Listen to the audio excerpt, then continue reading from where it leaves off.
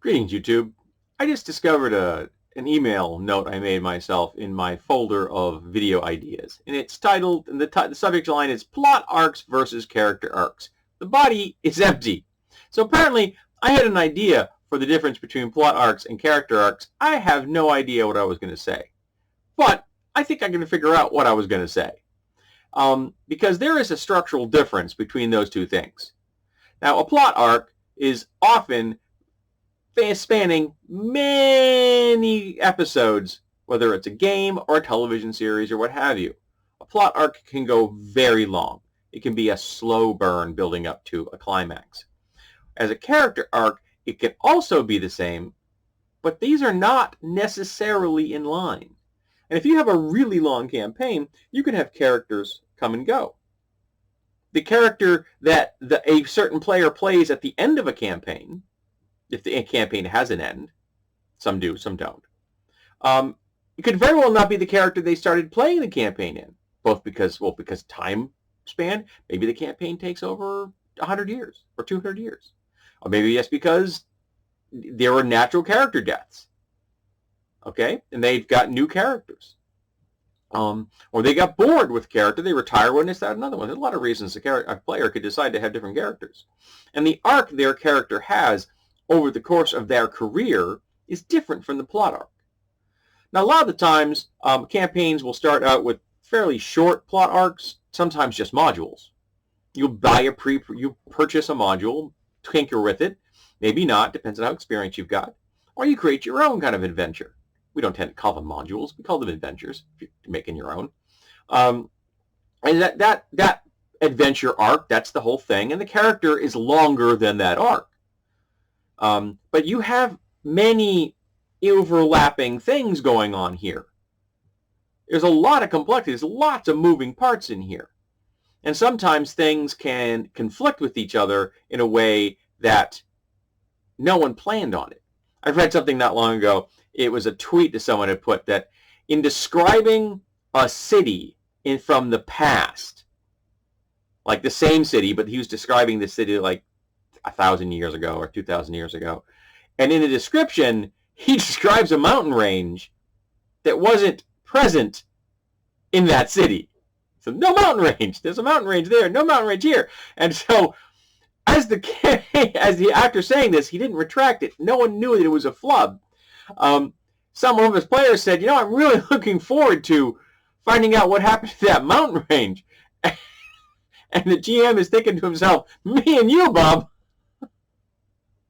Because he didn't know how he was going to resolve that one. I would have loved to find out how he did. That kind of mistake can be beautiful.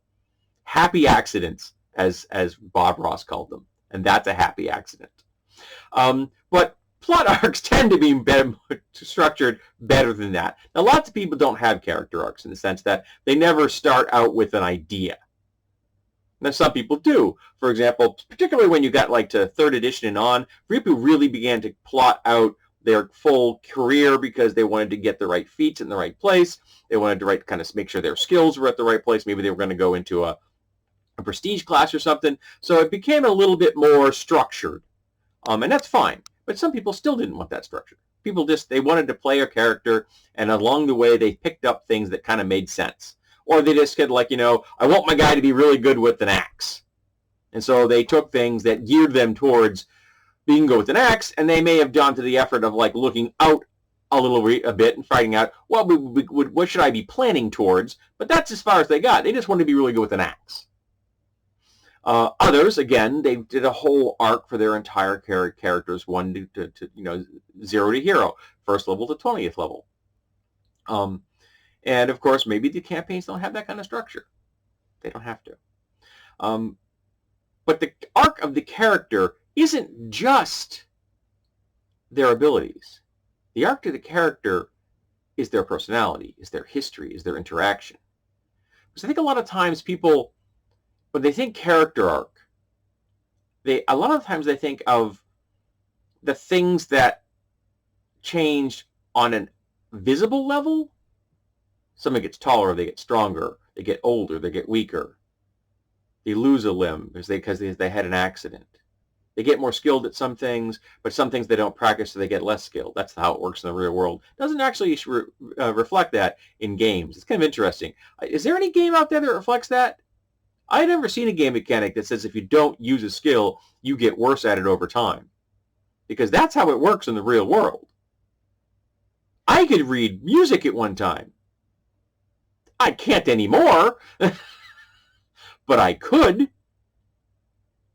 And I haven't sketched in a decade, so I'm sure sketching would be something that would be not easy for me to do. I would pick it up again because I was pretty decent at the end. You can go check out my DeviantArt. Like some of my latter stuff was pretty good. Because now I make things. I build things with my hands. And that's what I like to do. And those skills have gotten better, whereas music hasn't. So the character's development isn't just their numbers, their skills, their feats, their what have you. It's the development of the character for the player. It could be what relationships they've had over the course of their character's life. Loves lost, friends made, funerals visited, attended, and mourning that followed. Children brought into the world. We don't see a lot of that in most games I've seen. I've had it happen a few times where their player characters have ended up being parents. Hasn't been as common.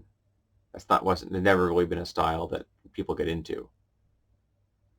But it does happen in the real world. Soldiers do end up with families after all.